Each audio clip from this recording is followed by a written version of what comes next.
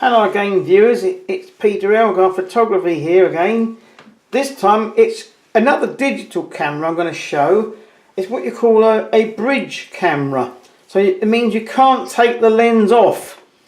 It's sort of in between a compact and the digital SLR where you can take the lens off. This is a super zoom one. The SP-570UZ Olympus Super-Zoom. Once again, it came with a load of instructions, because this was from a deceased member of our camera club, and not everything was with it, but the book was with it, and I got it for 25 quid, so it's not a bad deal. There's loads of stuff in it to read, quite involved, and as I said before, there's a lot of stuff on these cameras which you never probably ever use. So we'll go through the features of this, which I've learned how to use, because it's really my boy's camera. I have used it myself, but I gave it to my boy. Removable lens cap tied on with a bit of string. Now this is a super zoom lens, 30 times, or was it 20 times? 20 times optical zoom, and if you use a digital bit, it goes out even further. It's a 4.6 to 92 millimeters, f2.8 to 4.5. As you zoom it out, it goes down to 4.5. There's a little light here, which lights up to aid the focusing. Not much else on the front, except for this, which is an autofocus to manual focus slider here. And then if you want it to go mad and take loads and loads of pictures in one go, you press that one and you can, like a motor wind, it goes zip, zip, zip. It will take loads of pictures on top of one another. This is the control for popping up the built-in flash. But it was broken, so we have to poke it with something in order to make it work. So I'll show you that in a minute. On the side here is a little compartment where you can plug in some leads. Now, we didn't have the lead for the top one, which is going into the television, but we got the lead for this one. And it's the Olympus lead, which you can plug your camera in to the computer and download your photographs. And then this USB goes into your computer. Now, this takes an XD card, and they are discontinued. So in order to get the pictures off, I have to download it plugged into the computer, and the XD card is over here in this little slot here. This is a Olympus XD card, 2 megabytes. Now you can't fit a 32 megabyte card in, because they were too powerful. The maximum you can put in is 2 megabyte. But it does for us. We can get plenty of pictures on it. To get it to work, you've got to put in some batteries, which goes in here. They are 4 AA size rechargeable batteries. I won't take them out now because it's a bit of a bind doing the undo slot here. Tripod socket. We have used it on the tripod. But all the workings on the back and on the top. Now the control here is like a standard film camera as well, or digital camera, with various exposure modes and things. Now P is program exposure, and where the camera does both for your aperture and shutter speed. This one is aperture priority. Now the camera will only go down to f8. On these little cameras you can't get f22, then go down to f22. Shutter priority, manual exposure, and when you choose manual you have to look in the screen at the back and turn the little wheel until a red number comes up. And this one is to choose yourself, my settings, which is like a user setting on my Pentax K10D. It remembers a setting. This is a scene one where you can choose what scene, if you want fireworks or you want sunset, it will guide you with the scene. And this one, it's all writing comes up on the back, the guide, it tells you what to do if you've got various scenes you want to take. Now this scene, that is for taking short videos. Once you press the release here, it will start videoing. The blue one is if you want to look at your photographs that you've taken on the back on the screen, and this is fully automatic, which will give you pictures, but it's really for beginners, because it won't allow you to do some of the things which you might want to do, such as pop up the flash when you want to do it. So we don't use that one. If you want to see pictures, then you turn it to the blue, but there's also another one here on the rear. You can press that one and the pictures you've taken will come up. First of all, you have to turn it on. So we turn it on here. Now the camera's now on. It's thinking about it. We'll press that one, see if we can get a picture up. Oh, it's in the view, it's in the top viewfinder. Here we are. You can see the pictures either in the top viewfinder or on the screen, but for the purpose of showing you things, I'll put it onto the screen here. It's getting a bit burned out with the light on it. If you want to see the next one you've taken, you press here, and that's just a Mickey Mouse I took with a flash. I've only taken 2 on this card because it was cleaned off. Now to clean off the card, you have to go into the dreaded menu here. So we'll put it to taking a photograph. And we'll put it on menu. And setup, here we are. Find the setup menu. Format. That will clean off all the photographs on your card. But it will ask you first. So you press OK. It will ask you, look, do you want to format it, clean it all off? No or yes? Well, we'll press yes. And then we'll clean off the card so there's no pictures on it. There it goes. This is now cleaning the card right off. There's only 2 pictures on it, so it shouldn't take long. But when you've got hundreds and hundreds of pictures on you transfer them to your computer where they're safe. Then you clean the card and you can use it again. Unlike film, once you've taken it, you can only use it film once. There we are, it's more or less cleaned off now. It should come up with a little message which says no image. It's still going. That's what you call formatting the card. Now that is a bit different from erasing. You can erase the pictures as well, but it leaves behind on the card little bits of digital information, and it doesn't clean it all off. I don't quite understand the process, but formatting it really cleans it up. Now you press to see pictures on it. No picture. We've cleaned up the card. So this is how you do everything. You can have a view which is in the back here. You press display and all these little display things will come up. It's getting a bit overexposed, I'm afraid, with the light here. You've got a histogram, if you can understand those. Well, I can understand the histogram. It also tells you what ISO you've set. It's 400 on there. And how many megapixels you've set, which is 10.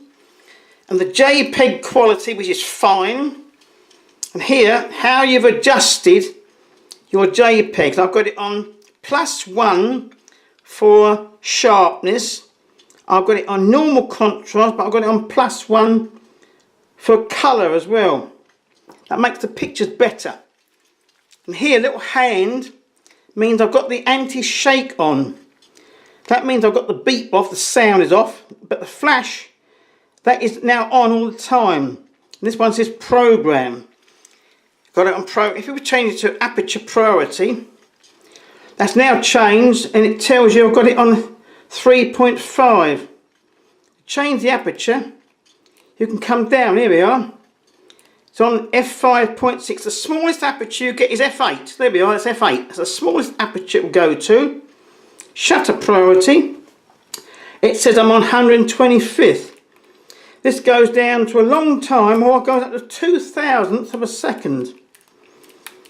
It goes up to, here it's going up now. It goes up to 500, 600, 800, 1,000. It goes up to 2,000th of a second on shutter priority. Now when you want to delete pictures, you can press that one as well, and also it will adjust the shadows if you've got deep shadows, but I don't ever use that because I use it adjusting it in the computer, so we never adjust that. So we want that one off. Oh, we don't want it on, we want it off. Off. OK. Do everything with OK here.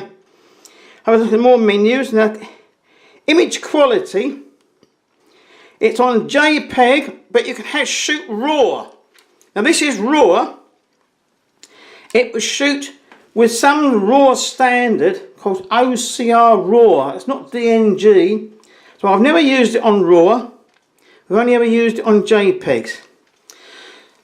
The image size is 10 megapixels. The JPEG compression is the best quality, which is fine. If you don't want it 10, which will print up to A3, you can come down to 5. On that, you can get an A4 size print maximum. And as we only have 6x4 usually from this camera, like snaps, we don't use the 10 megapixels all the time. We use the 5. Back menu. Oh, compression, here we are. Keep it on the best quality. It's fine or normal JPEG compression. That gives you the best quality, so we keep it on fine, but we do take the JPEG down to 5. 3 megapixels and 2 is for emailing it. There's lots more menus here. Image quality, setup. 1. That's format. We've done the format. It's on English. Menu colour. Look, you can change the colour. Yeah, that sort of a dark one, black. So you know, we'll keep it on that one for a moment. There's loads of sound settings, record, view, control panel. You have to read them. It takes me ages to show you everything in the time I've got. You can have a dual time, which is in England or abroad. You can have an alarm clock.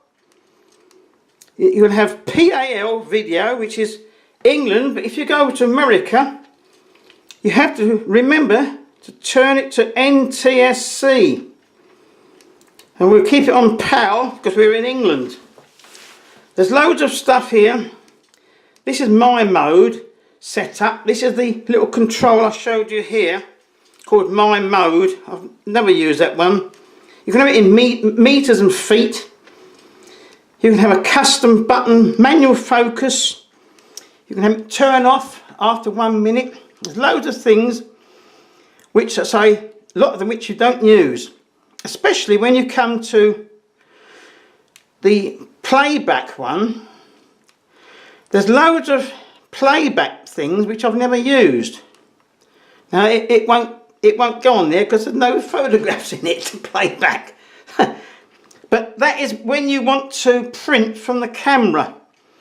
You can edit them slightly, edit them JPEG to RAW. You can erase them if they're no good. But I'd never use that. It's one of these loads and loads of playback things which we never use. Now what I do use is, I use a lot of fill-in flash with this. Now to get the fill-in flash, we have to poke this. See if we can get the flash to pop up. It's built in here. This was broken when we got it, but for 25 quid, it's not bad. There we are. That's the little pop-up flash. So it's not very powerful, but if you use it for filling in daylight, it's quite good, especially if you're in deep shadows or indeed in bright sunshine. But there is a control here where you can, press the flash. It now shows you that it's filling, that will flash every time. If you move it across this way, it will flash twice for red eye reduction. Auto means it only flashes when it thinks it's dark enough. Then this is red eye plus filling. Slow flash off when you're told at a concert, no flashes allowed. You've got to turn your flash off there. Slow shutter speed and slow shutter speed with a red eye reduction. And this is when you want a slow shutter speed, you can use that one, but I use it mostly with the fill-in, and I can show you some pictures taken with this now. This is the zoom. It would zoom out, but you have to have it switched on to zoom. Turn it very gently, like that, and it will zoom. Oh, the other thing I want to show you is this macro setting. Look, we can, not available in these settings. Oh, the macro is not available in that setting. Why is that not available? Oh, not available in these settings. Well, I did get it available, but now it says it's not available, so there we are. It's one of these quirks. You've got to read the instructions. I think I'd better show you a few results now, because it's no use waffling on with no results. Now here's some pictures, all taken in the Philippines. This is an alligator, or crocodile rather, at Crocolandia. And look at the sharpness on that. That is with the flash turned on as well, because it was in a deep pool and it's balanced it nicely. Now this one is with the zoom, right, zoomed out. They were a long way away, these people working in the fields, but with the shake reduction you can hold it steady and you don't get any camera shake. This with fill-in flash, in the tropical sun, the sun is coming right down, you can fill in the shadow side. That's inside, and some trees, but with a little bit of flash as well. That one's also with some fill-in flash this way. It balances the daylight as well. This is a fill-in flash, and it's very useful, as I say, if you're surrounded by trees and buildings, you need a bit of flash. Put the flash on. It makes all the difference. Look at this one. You can see how it's illuminated the face. Lovely fill-in flash effect, and there's detail underneath there which there would not be if no flash was used. But here, this is fill-in flash, but it wasn't strong enough. It's a tropical place, and they've got some deep shadows from the sun coming towards you. And the flash has gone that way, but the faces are still dark. So what you can do, you can find the flash, and there's a way in the menu of increasing the power of the flash. If you're abroad in tropical things, tropical light, you can increase the power of the flash and you can get more light into their faces. It's like a plus and minus on the exposure here. Look, here we are, look, we press this one, you can get a effect of the, when it should come up, maybe because I've got no, I'm pressing the exposure compensation button. Oh, there it is. Is it coming up? No, it's not coming up. Would you believe it? I say I haven't used it a great deal, but I do use that, and it does improve your photographs. But I say, if you're abroad, put the flash to more power and it will illuminate the faces. That's about a quick rundown. As I say, we don't use everything on these cameras because there's so much technical stuff. It takes you 6 months to read the instruction book. This is a quick rundown on this Olympus Super-Zoom, which costs 25 quid. It does give good results. So I hope you've enjoyed it. Cheerio for now.